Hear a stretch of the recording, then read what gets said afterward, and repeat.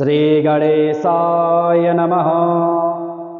अथ श्री आदित्यहृदयस्तोत्रम्।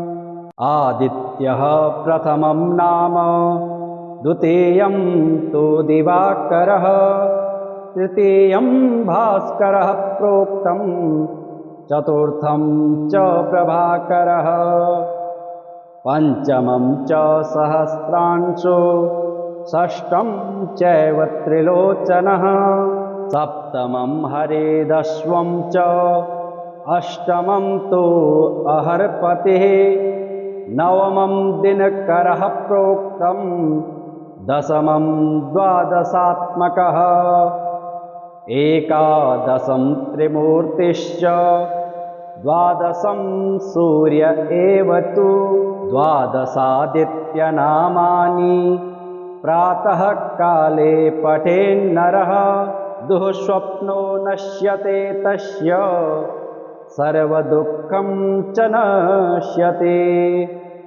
दद्रुकुष्ठहरं चैव दारिद्र्यं हरते ध्रुवं, सर्वतीर्थकरं चैव सर्वकामफलप्रदम्। यः पठेत् प्रातरुत्थाय भक्त्या स्तोत्रमिदं नरः, मोक्षमायुस्तथारोग्यं लभते मोक्षमेव च। ॐ आदित्याय नमः। ॐ दिवाकराय नमः। ॐ भास्कराय नमः। ॐ प्रभाकराय नमः। ॐ सहस्रांशवे नमः। ॐ त्रिलोचनाय नमः।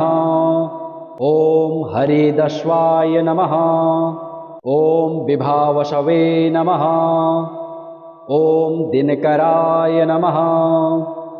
ॐ द्वादशात्मकाय नमः। ॐ त्रिमूर्तये नमः। ॐ सूर्याय नमः। श्रीगणेशाय नमः। अथ श्री आदित्यस्तोत्रम्। नवग्रहाणां सर्वेषां सूर्यादीनां पृथक् पृथक् पीडा च दुःसहाराजन् जायते सततं नृणाम्। पीडानाशाय राजेन्द्र नामानि शृणु भास्वतः। सूर्यादीनां च सर्वेषां पीडा नश्यन्ति शृण्वतः। ॐ आदित्यसविता सूर्यः पूषार्कः शीघ्रगो रविः, भगवस्त्वष्टार्यमाहंसो हेरिस्तेजो निधिर्हरिः। दिननाथो दिनकरः सप्तसप्तिः प्रभाकरः, विभावसुरवेदकर्ता वेदांगो वेदवाहनः। हरेदश्वः कालवक्त्रः कर्मसाक्षी जगत्पतिः, पद्मिनी बोधको भानुर्भास्करः करुणाकरः। द्वादशात्मा विश्वकर्मा लोहितांगस्तमोनुदः, जगन्नाथो रविन्दाक्षः कालात्मा कश्यपात्मजः। भूताश्रयो ग्रहपतिः सर्वलोकनमस्कृतः, जपाकुसुमशङ्काशो भास्वान्दितिनन्दनः। ध्वान्ते भसिंहः सर्वात्मा लोकनेत्रो विकर्तनः, मार्तण्डो मिहिरः सूरस्तपनो लोकतापनः। जगत्कर्ता जगत्साक्षी शनैश्चर्पिता जयः, सहस्ररश्मिस्तरणिर्भगवान् भक्तवत्सलः। विवस्वानादिदेवश्च देवदेवो दिवाकरः, धन्वन्तरिर्व्याधिहर्ता दद्रुकुष्ठविनाशनः। चराचरात्मा मैत्रेयो मितो विष्णुर्विकर्तनः, दुःखशोकापहर्ता च कमलाकर आत्मभुः। नारायणो महादेवो रुद्रः पुरुष ईश्वरः, जीवात्मा परमात्मा च सूक्ष्मात्मा सर्वतोमुखः इन्द्रो नलो यमश्चैव नैऋतो वरुणो नीलः श्रीद ईशान इन्दुश्च भौमः सौम्यो गुरुः कविः सौरिर्विधुन्तुदः केतुः कालः कालात्मको विभुः सर्वदेवमयो देवः कृष्णः कामप्रदायकः य एतैर्नामभिर्मर्त्यो भक्त्या स्तौति दिवाकरं सर्वपापविनिर्मुक्तः सर्वरोगविवर्जितः पुत्रवान् धनवान् श्रीमान् जायते सनः संशयः रविवारे पठेद्यस्तु नामान्येतानि भास्वतः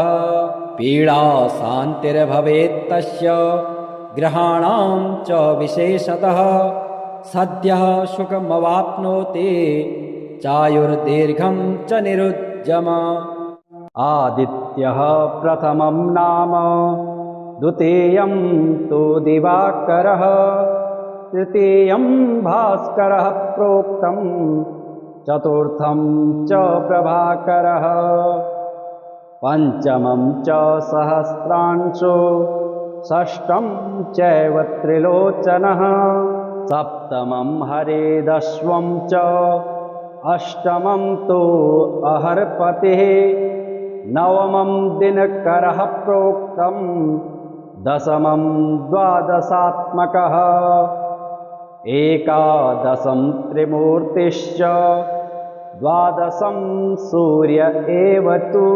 द्वादशादित्यनामानि प्रातः काले पठेन्नरः दुःस्वप्नो नश्यते तस्य सर्वदुःखं च नश्यते दद्रुकुष्ठहरं चैव दारिद्र्यं हरते ध्रुवं सर्वतीर्थकरं चैव सर्वकामफलप्रदम् यः पठेत् प्रातरुत्थाय भक्त्या स्तोत्रमिदं नरः मोक्षमायुस्तथारोग्यं लभते मोक्षमेव च ॐ आदित्याय नमः ॐ दिवाकराय नमः ॐ भास्कराय नमः ॐ प्रभाकराय नमः ॐ सहस्रांशवे नमः ॐ त्रिलोचनाय नमः ॐ हरिदश्वाय नमः ॐ विभावशवे नमः ॐ दिनकराय नमः ॐ द्वादशात्मकाय नमः ॐ त्रिमूर्तये नमः ॐ सूर्याय नमः श्रीगणेशाय नमः अथ श्री आदित्यस्तोत्रम् नवग्रहाणां सर्वेषां सूर्यादीनां पृथक् पृथक् पीडा च दुःसहाराजन् जायते सततं नृणां पीडानाशाय राजेन्द्र नामानि शृणु भास्वतः सूर्यादीनां च सर्वेषां पीडा नश्यन्ति शृण्वतः ॐ आदित्यसविता सूर्यः पूषार्कः शीघ्रगोरविः भगवस्त्वष्टार्यमाहंसो हेदिस्तेजो निधिर्हरिः दिननाथो दिनकरः सप्तसप्तिः प्रभाकरः विभावसुरवेदकर्ता वेदांगो वेदवाहनः हरेदश्वः कालवक्त्रः कर्मसाक्षी जगत्पतिः पद्मिनी बोधको भानुर्भास्करः करुणाकरः द्वादशात्मा विश्वकर्मा लोहितांगस्तमोनुदः जगन्नाथो रविन्दाक्षः कालात्मा कश्यपात्मजः भूताश्रयो ग्रहपतिः सर्वलोकनमस्कृतः जपाकुसुमशङ्काशो भास्वान् दितिनन्दनः ध्वान्ते भसिंहः सर्वात्मा लोकनेत्रो विकर्तनः मार्तण्डो मिहिरः सूरस्तपनो लोकतापनः जगत्कर्ता जगत्साक्षी शनैश्चर्पिता जयः सहस्ररश्मिस्तरणिर्भगवान् भक्तवत्सलः विवस्वानादिदेवश्च देवदेवो दिवाकरः धन्वन्तरिर्व्याधिहर्ता दद्रुकुष्ठविनाशनः चराचरात्मा मैत्रेयो मितो विष्णुर्विकर्तनः दुःखशोकापहर्ता च कमलाकर आत्मभुः नारायणो महादेवो रुद्रः पुरुष ईश्वरः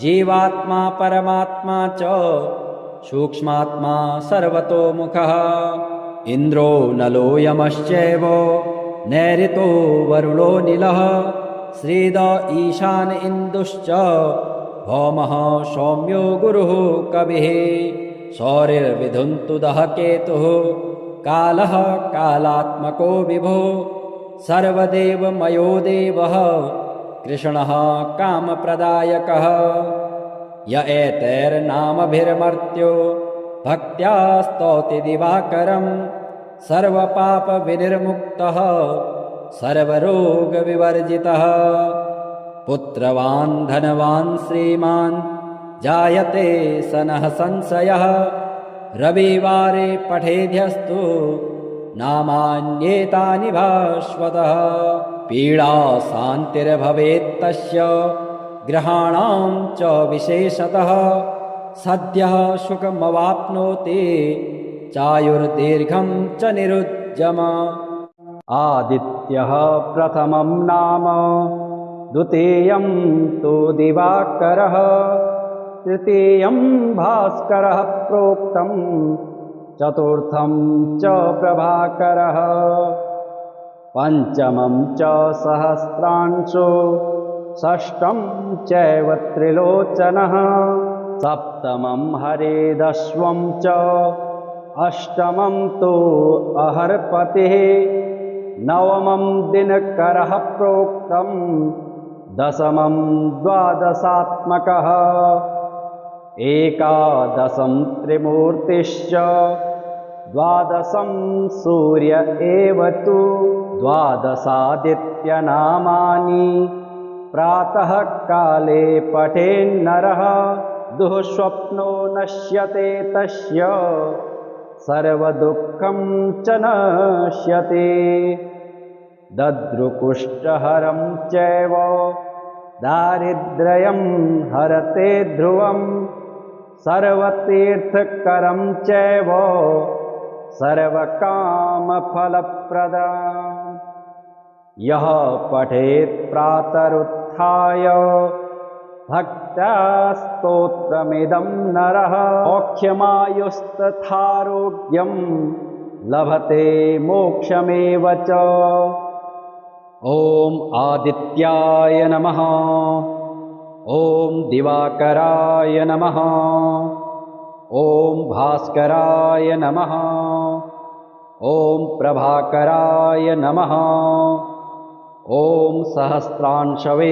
नमः ॐ त्रिलोचनाय नमः ॐ हरिदश्वाय नमः ॐ विभावशवे नमः ॐ दिनकराय नमः ॐ द्वादशात्मकाय नमः ॐ त्रिमूर्तये नमः ॐ सूर्याय नमः श्रीगणेशाय नमः अथ श्री आदित्यस्तोत्रम् नवग्रहाणां सर्वेषां सूर्यादीनां पृथक् पृथक् पीडा च दुःसहाराजन् जायते सततं नृणाम् पीडानाशाय राजेन्द्र नामानि शृणु भास्वतः सूर्यादीनां च सर्वेषां पीडा नश्यन्ति शृण्वतः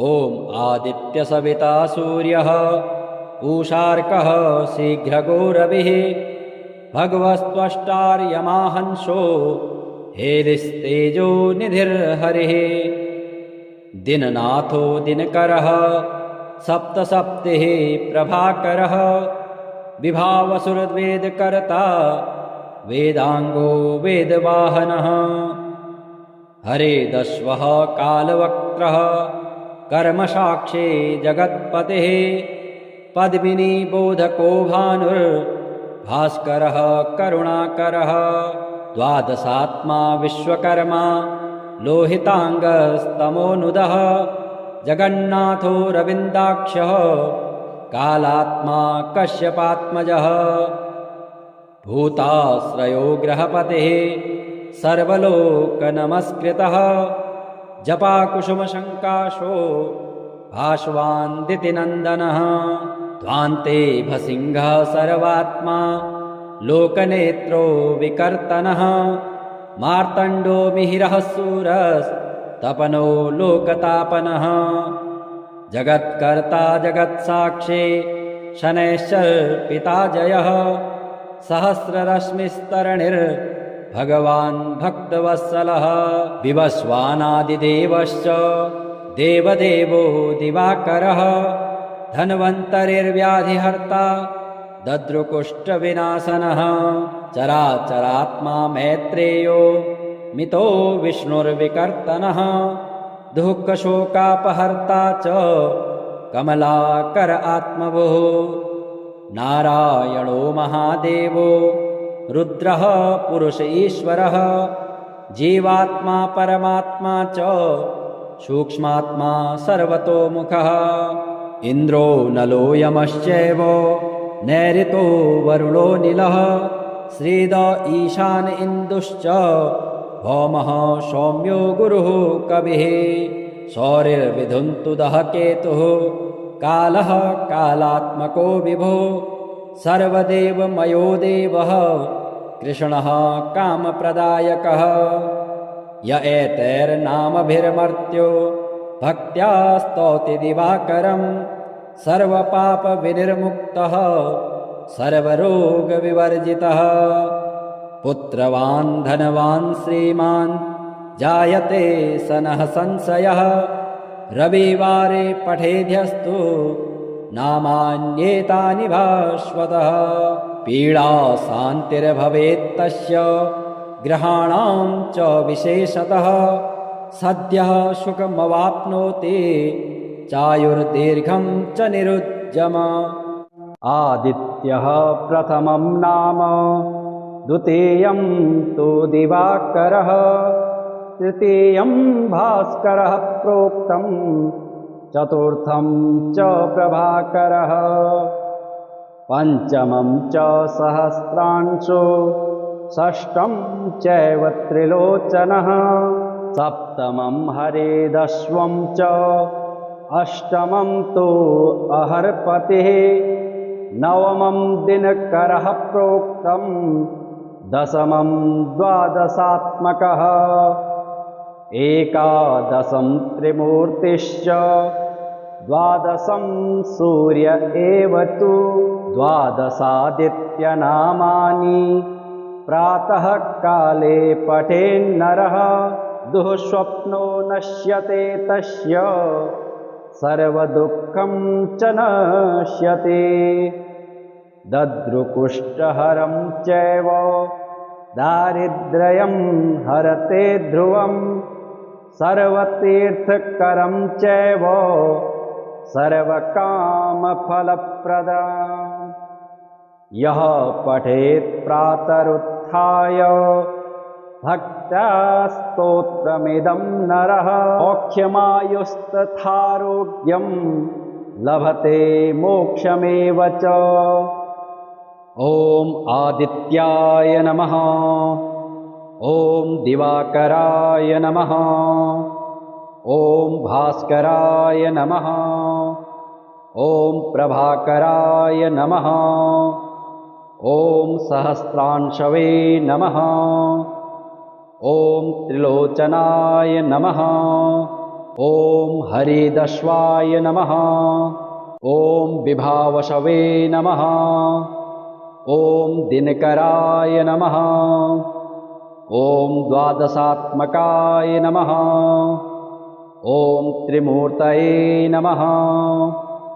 ॐ सूर्याय नमः। श्रीगणेशाय नमः। अथ श्री आदित्यस्तोत्रम्। नवग्रहाणां सर्वेषां सूर्यादीनां पृथक् पृथक् पीडा च दुःसहाराजन् जायते सततं नृणाम्। पीडानाशाय राजेन्द्र नामानि शृणु भास्वतः। सूर्यादीनां च सर्वेषां पीडा नश्यन्ति शृण्वतः।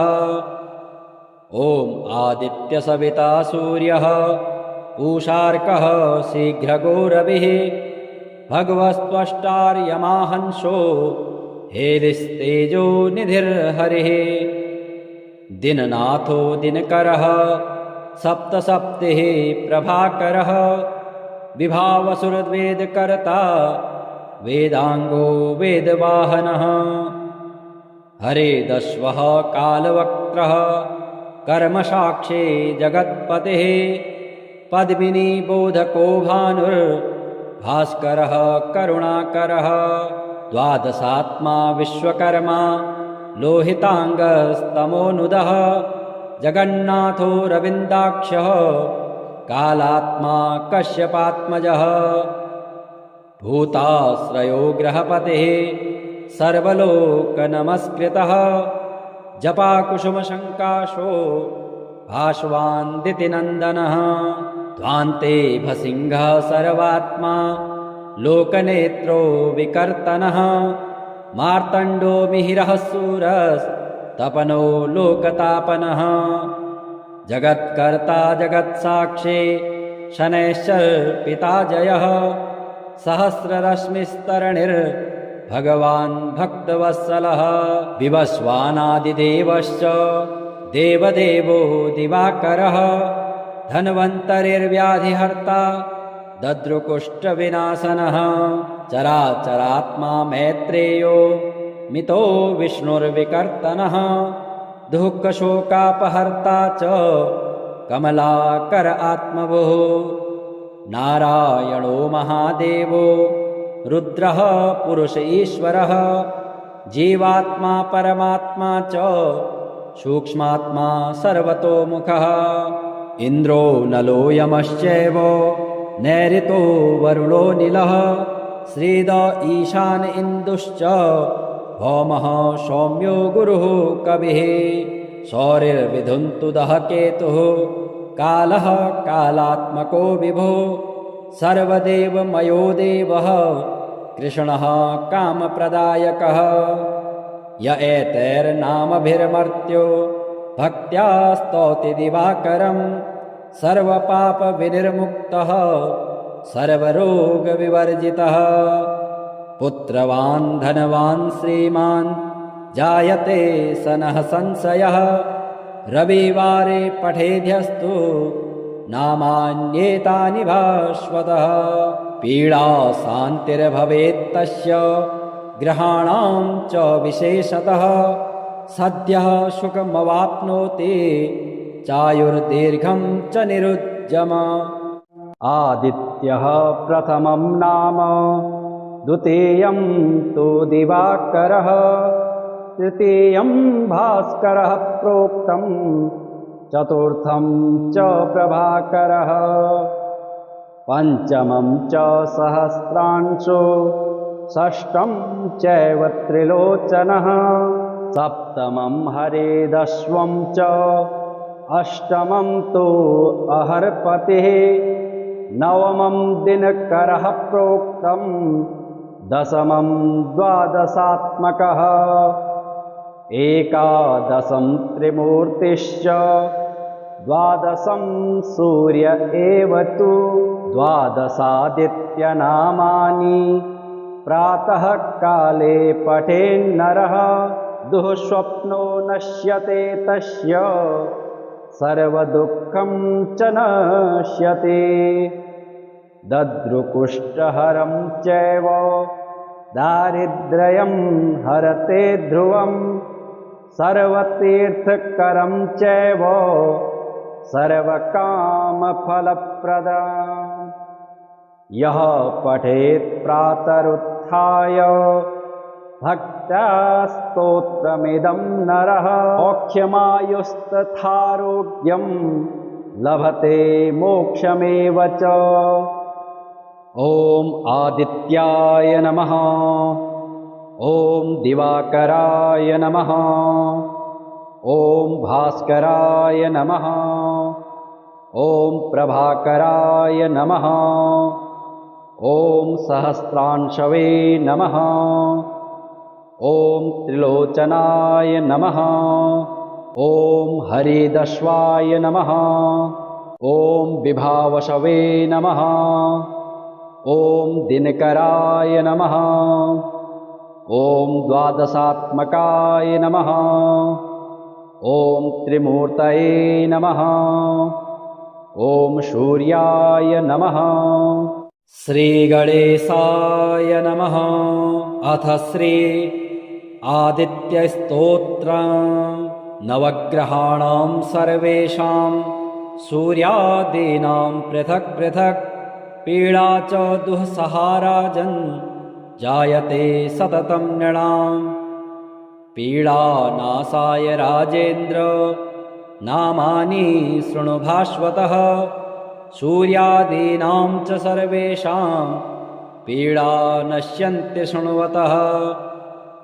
ॐ आदित्यसविता सूर्यः पूषार्कः शीघ्रगो रविः भगवस्त्वष्टार्यमाहंसो हेलिस्तेजो निधिर्हरिः दिननाथो दिनकरः सप्तसप्तिः प्रभाकरः विभावसुरवेदकर्ता वेदांगो वेदवाहनः हरेदश्वः कालवक्त्रः कर्मसाक्षी जगत्पतिः पद्मिनी बोधको भानुर्भास्करः करुणाकरः द्वादशात्मा विश्वकर्मा लोहितांगस्तमोनुदः जगन्नाथो रविन्दाक्षः कालात्मा कश्यपात्मजः भूताश्रयो ग्रहपतिः सर्वलोकनमस्कृतः जपाकुसुमशङ्काशो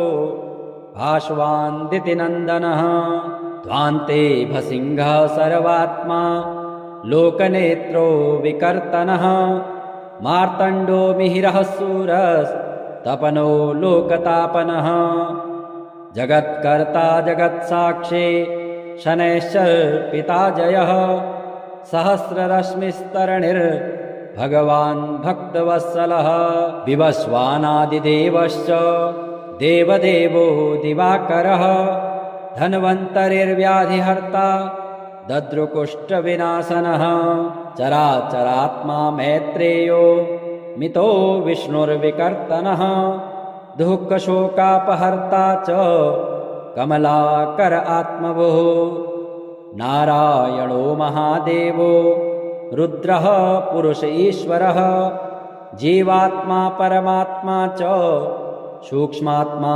सर्वतोमुखः इन्द्रो नलो यमश्चैव नैऋतो वरुणो नीलः श्रीद ईशान इन्दुश्च भौमः सौम्यो गुरुः कविः सौरिर्विधुन्तुदः केतुः कालः कालात्मको विभो सर्वदेवमयो देवः कृष्णः कामप्रदायकः य एतैर्नामभिर्मर्त्यो भक्त्या स्तौति दिवाकरं सर्वपापविनिर्मुक्तः सर्वरोगविवर्जितः पुत्रवान् धनवान् श्रीमान् जायते सनः संशयः रविवारे पठेद्यस्तु नामान्येतानि भास्वतः पीडा शान्तिर्भवेत्तस्य ग्रहाणां च विशेषतः सद्यः सुखमवाप्नोति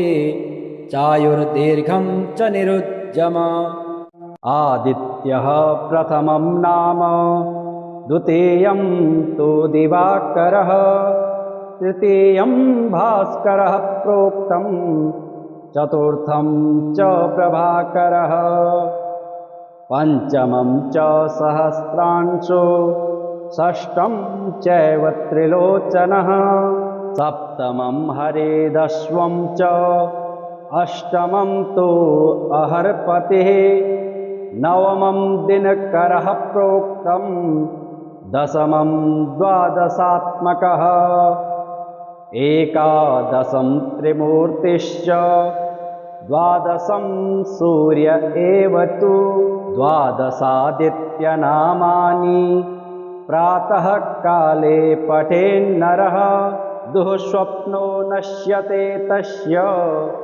सर्वदुःखं च नश्यते दद्रुकुष्ठहरं चैव दारिद्र्यं हरते ध्रुवं सर्वतीर्थकरं चैव सर्वकामफलप्रदम् यः पठेत् प्रातरुत्थाय भक्त्या स्तोत्रमिदं नरः मोक्षमायुस्तथारोग्यं लभते मोक्षमेव च। ॐ आदित्याय नमः। ॐ दिवाकराय नमः। ॐ भास्कराय नमः। ॐ प्रभाकराय नमः। ॐ सहस्रांशवे नमः। ॐ त्रिलोचनाय नमः। ॐ हरिदश्वाय नमः। ॐ विभावशवे नमः। ॐ दिनकराय नमः।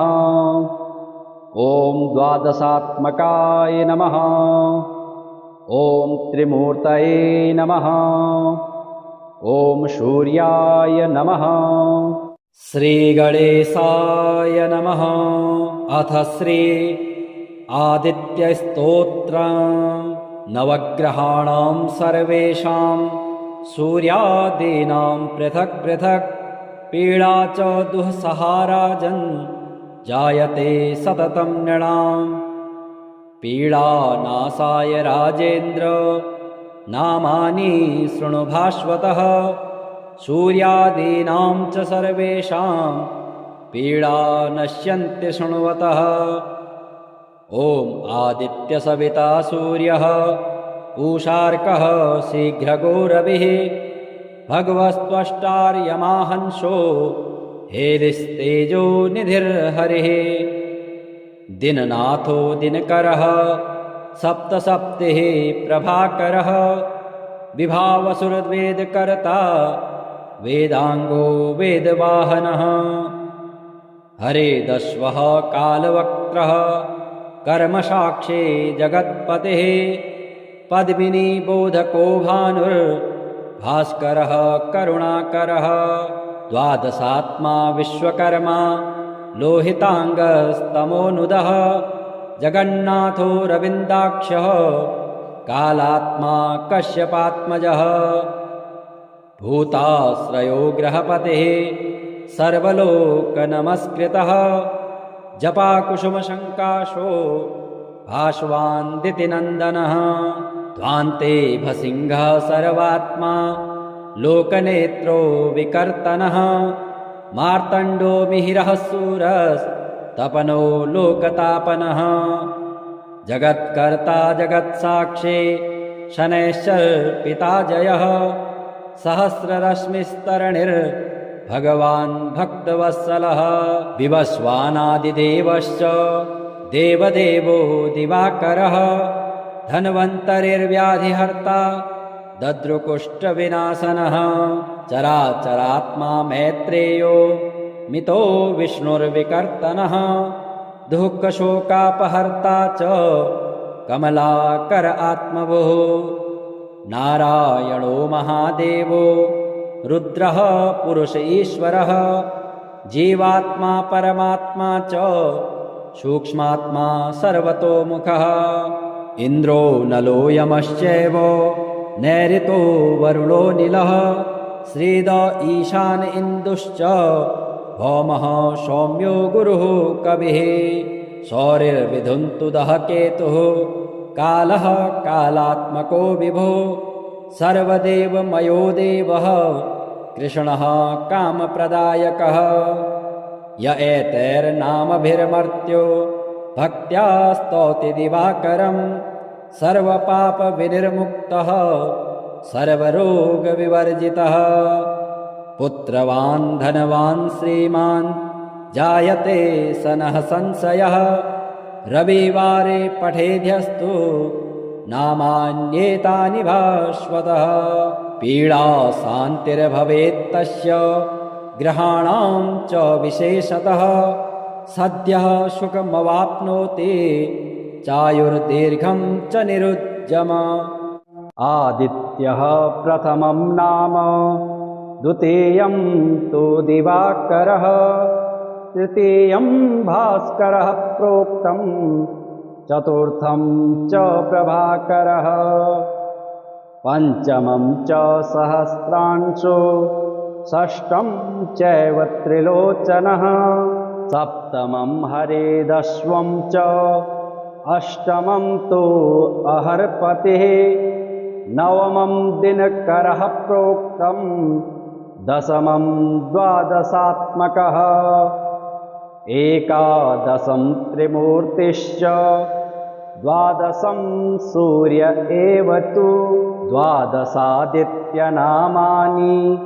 प्रातः काले पठेन्नरः दुःस्वप्नो नश्यते तस्य सर्वदुःखं च नश्यते दद्रुकुष्ठहरं चैव दारिद्र्यं हरते ध्रुवं सर्वतीर्थकरं चैव सर्वकामफलप्रदम् यः पठेत् प्रातरुत्थाय भक्त्या स्तोत्रमिदं नरः मोक्षमायुस्तथारोग्यं लभते मोक्षमेव च ॐ आदित्याय नमः ॐ दिवाकराय नमः ॐ भास्कराय नमः ॐ प्रभाकराय नमः ॐ सहस्रांशवे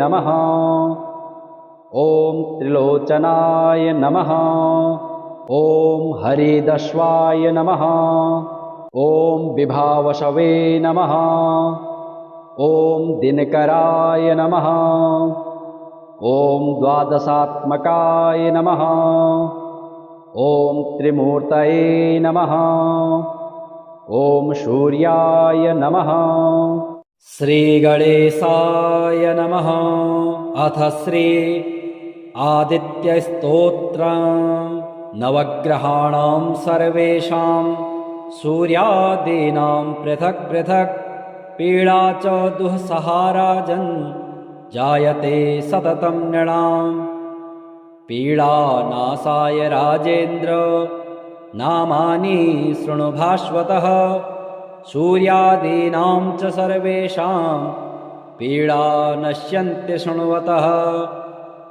ॐ आदित्यसविता सूर्यः पूषार्कः शीघ्रगो रविः भगवस्त्वष्टार्यमाहंसो हेलिस्तेजो निधिर्हरिः दिननाथो दिनकरः सप्तसप्तिः प्रभाकरः विभावसुरवेदकर्ता वेदांगो वेदवाहनः हरेदश्वः कालवक्त्रः कर्मसाक्षी जगत्पतिः पद्मिनी बोधको भानुर्भास्करः करुणाकरः द्वादशात्मा विश्वकर्मा लोहितांगस्तमोनुदः जगन्नाथो रविन्दाक्षः कालात्मा कश्यपात्मजः भूताश्रयो ग्रहपतिः सर्वलोकनमस्कृतः जपाकुसुमशङ्काशो भास्वान्दितिनन्दनः ध्वान्ते भसिंहः सर्वात्मा लोकनेत्रो विकर्तनः मार्तण्डो मिहिरः सूरस्तपनो लोकतापनः जगत्कर्ता जगत्साक्षी शनैश्चर्पिता जयः सहस्ररश्मिस्तरणिर्भगवान् भक्तवत्सलः विवस्वानादिदेवश्च देवदेवो दिवाकरः धन्वन्तरिर्व्याधिहर्ता दद्रुकुष्ठविनाशनः चराचरात्मा मैत्रेयो मितो विष्णुर्विकर्तनः दुःखशोकापहर्ता च कमलाकर आत्मभुः नारायणो महादेवो रुद्रः पुरुष ईश्वरः जीवात्मा परमात्मा च सूक्ष्मात्मा सर्वतोमुखः इन्द्रो नलो यमश्चैव नैऋतो वरुणो नीलः श्रीद ईशान इन्दुश्च भौमः सौम्यो गुरुः कविः सौरिर्विधुन्तुदः केतुः कालः कालात्मको विभो सर्वदेवमयो देवः कृष्णः कामप्रदायकः य एतैर्नामभिर्मर्त्यो भक्त्या स्तौति दिवाकरं सर्वपापविनिर्मुक्तः सर्वरोगविवर्जितः पुत्रवान् धनवान् श्रीमान् जायते सनः संशयः रविवारे पठेद्यस्तु नामान्येतानि भास्वतः पीडा शान्तिर्भवेत्तस्य ग्रहाणां च विशेषतः सद्यः सुखमवाप्नोति चायुर्दीर्घं च निरुज्जम